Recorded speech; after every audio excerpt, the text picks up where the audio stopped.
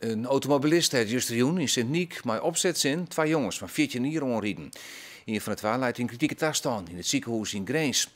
Verslagjouwer Gerrit de Boer is in Sint-Niek. Gerrit, eerst even, hoe is het maar de jongen die op dit stuit in het ziekenhuis in Grains leidt?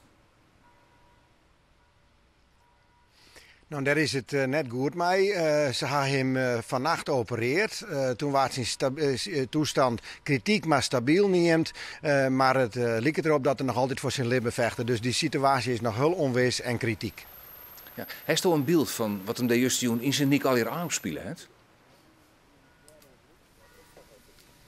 Nou, wat wel stadig onduidelijk wordt, is dat een tal jongens de hoen van deze vrouw mogelijk wat narren had. Dat was een kwestie die misschien al langer sleepte. Daar is zij lul geworden en is toen achter de jongens omgang. Vervolgens is in het dorp bij een waterstuntje wat je vlak bij leidt, had ze een groep jongens voen. En is dan achter de jongens onrieden met haar auto hier over dit paard wat hier naar achter rint. Daar staan helemaal achterop een lanternepeel. Daar is ze in opjagen en daar had ze 12 van die jongens rekken. Maar wat nou precies de tadracht west is en hoe het hem afspelen had, dat is net helemaal duidelijk. Ook net hier of die bij de jongens bijvoorbeeld wel bij de jenders wie een ja of nee. Ik had hier ook even met de politie praten. Hoe vier het zijn nou binnen? De automobilisten die dit ongeluk vermoedelijk veroorzaakt had, die is aangehouden. We zijn de hele dag met haar in gesprek geweest. We verrichten nog spooronderzoek. De auto wordt onder andere technisch onderzocht. En wij zijn in gesprek met een soort juren om helder te krijgen wat je nou exact bad is. Dus hoe een conflict wezen omdat hoen naar waren, of in ieder geval iets van die aard. Kan je daar wat op zeggen? Nou ja, in het dorp gaan verschillende versies van het verhaal. Nou, wij zijn dat nou aan het neigen of dat klopt. Het enige wat we op dit moment weten dat het vermoedelijk te krijgen had met een conflict wat al langer rint. En ja, dat is juist er helemaal misgegaan. Je hebben al een aantal van de jongens die er bij belutsen werden verjet. Wat had dat opsmieten?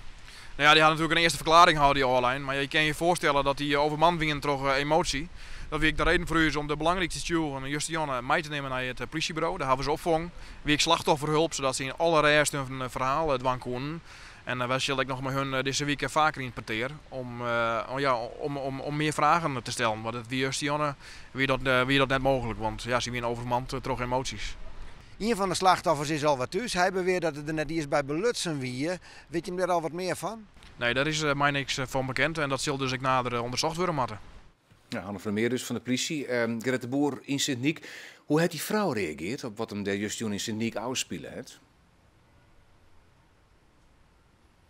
Nou, in eerste instantie, ze wie heel duidelijk leuk. Maar toen het een keer gebeurd was en zij die jongens onreden hier en zeg hoe slim het een van die jongens er aan tafel wie, toen wie ze er duidelijk van wij. Mensen die erbij waren, die het jongetje geholpen had, die hadden het zien. Daar had ze zien zijn van, goh, ik zoek op een remtrapje, ik traap op een gas. Ze is nog een keer weer omwest en zei dat weer en wie er dus bord voor wij. Uiteindelijk had ze haar der wij bracht.